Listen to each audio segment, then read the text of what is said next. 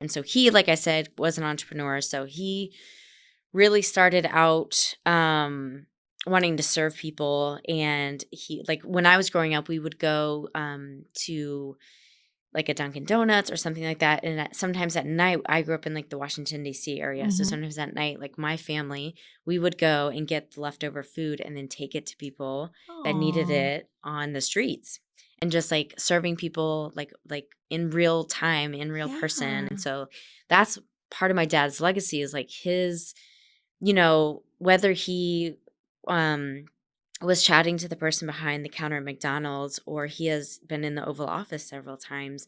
No matter who the person was, he like honored them and valued them and gave them dignity, and wanted to like make sure that they were feeling, he had dad jokes, he had like all these like funny like anecdotes. And so I really learned from him the joy of his life was people and serving them and loving on them well.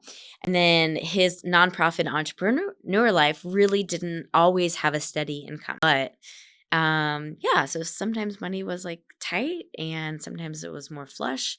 And then I was living in, in an area where it's kind of like clueless. Like they're driving BMWs at like 16. And I was like, okay, That's not this my is not life. not my life. So I kind of saw and kind of followed in my dad's footsteps eventually, of like, I want to do something that has meaning and value. And, in my business also, like sometimes money is up, sometimes money is Yeah. down. And so I think that's something that entrepreneurs also should be talking about, that it's not always a check mark of like up and to the right all the time. And for me, the more important is, do I have like a fulfilling life and doing something meaningful, versus like, do I have The thing. $250,000 in the bank, or